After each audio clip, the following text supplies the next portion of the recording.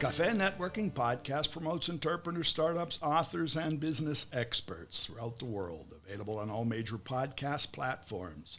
I'm Tom Reaoch, an American from Pittsburgh, known as the King of Networking, connecting people and speaking from my studio in Vinhedo, São Paulo, Brazil. And today we talk with J.V. Hilliard, joining us from Pittsburgh in the United States. J.V. Hilliard is an author of the epic fantasy book, The Last Keeper. His readers are fans of sword and sorcery, Dungeons and Dragons. His bio introduction reminded me of Pittsburgh, where he says, born of steel, fire, and black wind, raised as a highlander in the foothills of a once great mountain chain on the confluence of the three mighty rivers that forged his realm's wealth and power for generations. JV, what do you love most about writing and being an author? Well, I think the most fun thing about being an author is the freedom. You get to do what you want to do, especially in my genre. Fantasy adventure and epic fantasy is all in your head. Right. And it's something that you can focus on when you world build. And in my case, I've built the world of Warminster, which is the realm in which my series of books exists. And so The Last Keeper, which is the first book in the series, begins, in a place called Thronehelm. And they venture to the city of Castleshire. And there are all of these places. And so if you're a fan of Dungeons and Dragons, like you mentioned, or you're a fan of Tolkien and Lord of the Rings or Game of Thrones by Martin, these are the kind of things that you'll find in The Last Keeper and in the Warminster series. But I think the freedom is really escapism. Right. For me, my daily life, I'm a DC lobbyist. I do a lot of work with the federal government, and I work with defense and tech companies, some trade associations, and that's some pretty serious and realistic stuff. Right. So when I get a chance to sit fantasy down there, huh? None at all. But when I get to flip the switch off, and it's my personal time at night, one of the things I like to do is kind of flip that switch into this realm and become someone else. And I look at myself, for The Last Keeper or the Warminster series, as not the author but the chronicler. Right. Someone who is there, who has already seen these stories, and I'm telling the stories of the people that exist, and really what the book and the books are about. And so I try to take advantage of that downtime and fall into my realm of escapism. And I think that's what I like the most about it. Well, it's not really downtime, because of what you say, I'm sure your readers flip the same switch. And so we tend to see fantasizing as a child's realm. But more often than not, adults in today's real world need that, I don't call it escape. They need to get out into another world, really to cool off. That's pull right. off the brain a little bit.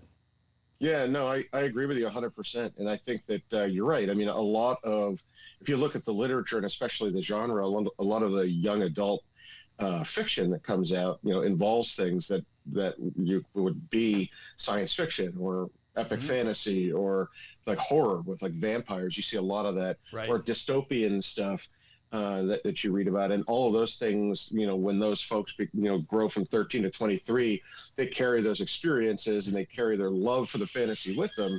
But I'd also suggest that folks like me who grew up playing video games and those that came behind me, Right. that whole, with the proliferation of the games where you're able to play them just like you would play a Dungeons and Dragons game, where you're leveling up your characters and they become stronger and more powerful and more rich, and you can do things with them like, building your own properties out or building your castles, or even some of the app games that you play on your phone like Farmville or the games that are there where you're building your own stuff. You get a chance to do that, and it is escapism from a lot of the real life stuff, but it's a way that we grew up. And, people that have grown up behind me have grown up into that world, and I think we're seeing that adjustment into the augmented reality and virtual reality stuff that we'll see today. And so I'm hoping that, The Last Keeper and the Warminster series will grab that next generation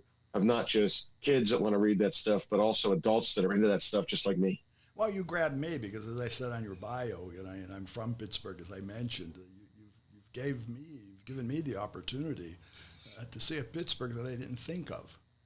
Yeah. Because I know I have various images of what Pittsburgh is and was, but you painted it in a way that's a fantasy. And Yeah, it's I real. did that on It's not purpose, even a you know. fantasy. It's real because everything that you said's there. The Highlander, great mountain chain, three mighty rivers, wealth and power for generations. That's Pittsburgh.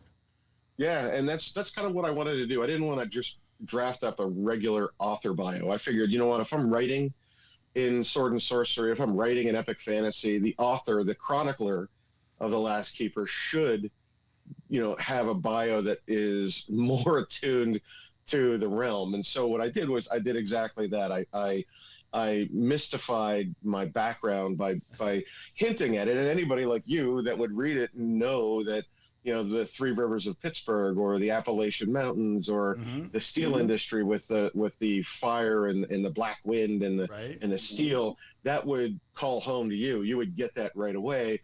But for other people, if they wanted to decode it and find out where I really live, they would have to figure that kind of stuff out. So I made it fun. I made it whimsical, and I tried to have a good time with it when I did it. And I shared it with my publisher, and she said, "You know what? This is great. Let's go with it." So, it is. So I did. I want to thank you. I want to congratulate you because next time I'm in Pittsburgh up on Mount Washington, I know that when I look out, and now I'm going to close my eyes and just think of what it really is and how you portrayed it in your book, okay?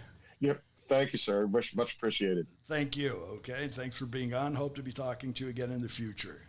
Pleasure. All right, and for our audience, remember you can find more information about J.V. Hilliard, and that's the letter J.V. and the last name Hilliard, and the book The Last Keeper. You'll find that on www.jvhilliard.com. Café and Networking is brought to us by Focus Semi Market Intelligence, an agricultural market research specialist in Brazil.